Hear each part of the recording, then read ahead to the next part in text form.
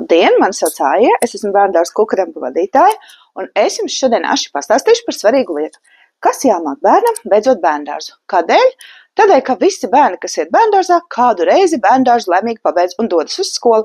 Un ir svarīgi, lai gan mēs, kā audzinātāji, gan bērni, gan vecāki justos par to droši un pārliecināti, un skolotāji skolā viņus gaidītu ar prieku. Nu tātad, pirmā lieta, kas bērnam būtu jāiemācās ejot uz skolu, ir sadzīvot kolektīvā. Nu, ko tad tas nozīmē? Tas nozīmē, ka bērnam aizejot uz skolu būtu jāapzinās un jājūt, ka ne tikai viņam ir savas vēlmes, bet arī citiem ir savas vēlmes un vajadzības. Tas, piemēram, ja mēs 2-3 gadu vecumā sagaidām, ka bērns ir tāds diezgan izteikti egocentrisks, un tas ir ok, tāds viņš vienkārši ir.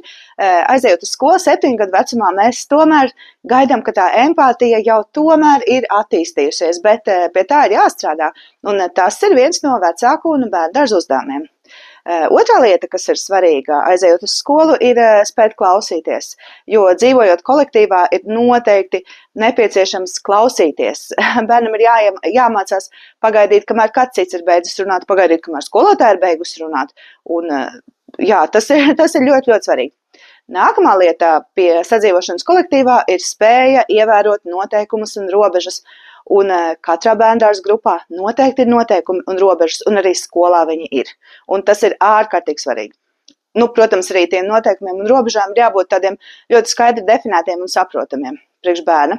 Un vēl viena lieta, kas ir ļoti nepieciešama, lai varētu bērns sadzīvot kolektīvā, ir zināmā mērā arī atpazīt un kontrolēt savas emocijas. Un tā ir tā lieta, šī emocionālā audzināšana, kas principā būtu bērnu dārzā un šī jaunākā vecumā ģimenē galvenais uzdevums – attīstīt bērnam šo emocionālo kompetenci. Otrā lieta, kas zināmā mērā būtu jāapgūst līdz skolas sākumam, ir bērna spēja tikt ar sevi galā. Nevis tādā emocionālā nozīmē, bet tīri praktiskā, tehniskā nozīmē.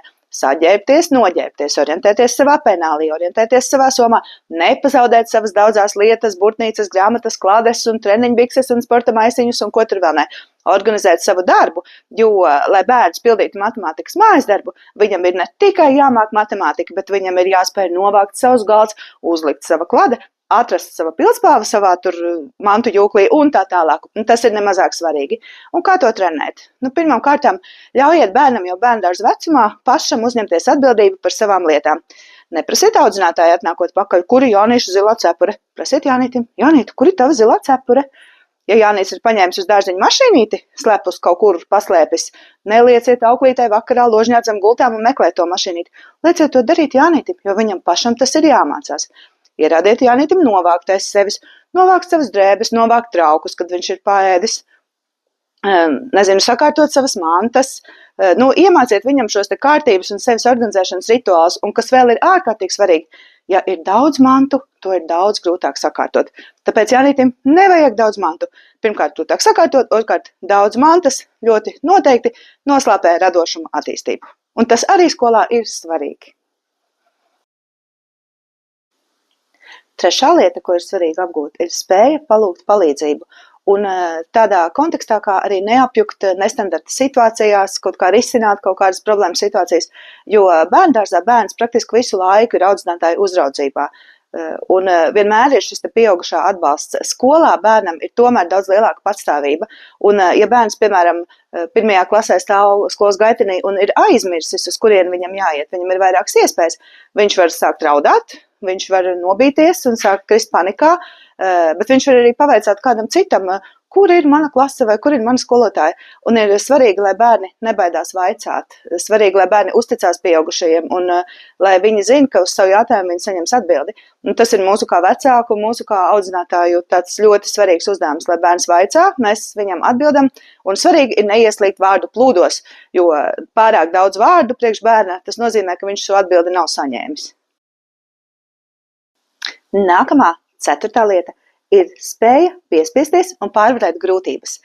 Jeb tāds, ko varētu saukt par gribas, noturības treniņu. Un tas ir svarīgi ne tikai mūsu pirmsskolniekiem, bet vispār visiem mūsu jauniešiem mūsdienu sabiedrībā. Jo grūtību paliek ļoti maz, jo mēs bieži vien nogludinām ceļu ļoti, ļoti gludu mūsu bērniem. Tāpēc viņiem atliek tikai stūrēt pa gludo ceļu, un tikko tur gadās priekšā kāds kalns, tā viņi kāp kalnā un krīt lejā, jo viņi vienkārši nav pieraduši pa tiem kalniem rāpelēt. Tāpēc mums ir jāpalīdz bērniem piespiesties, izdarīt darbiņš līdz galam, sagrābt kritušo lapu kaudze, visa, nevis tikai tik daudz, cik bērnam ļoti gribās. Ja ir darba lapa, izpildam viņu līdz galam, ir grūti, jā, bet tas ir jāspēj piespiesties, jo skolā ir diezgan daudz uzdevumu, ko bērnam negribās darīt. Reizēm viņi ir garlaicīgi, reizēm viņi ir ilgi, reizēm viņi nav tik aizraujoši, bērnam ir jāspēj trenēt sava griba un ar savas gribas palīdzību piespiesties to izdarīt līdz galam. Tas ir ārkārtīgi svarīgi. Un 5. ļoti svarīgā lieta, kas bērnam ir jāapgūst pirms iešanas uz skolu, ir mācības kā tādas, jeb pirmsskolas izglītības programma. Šis jautājums, vai bērnam ir jāmāk lasīt, Kukaramas izpratnē, jā, bērnam būtu jāmāk lasīt vismaz īsus vārdiņus vai ļoti īsus teikumiņus, un galvenais ir saprast, kas tur ir uzrakstīts.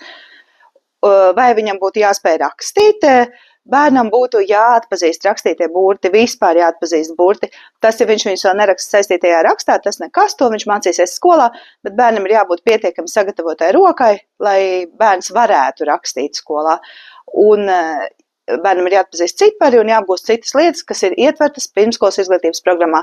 Un tas ir bērnu dārza uzdevums. Ar visu emocionālo audzināšanu un visu pārējo arī mācības kā tādas, protams.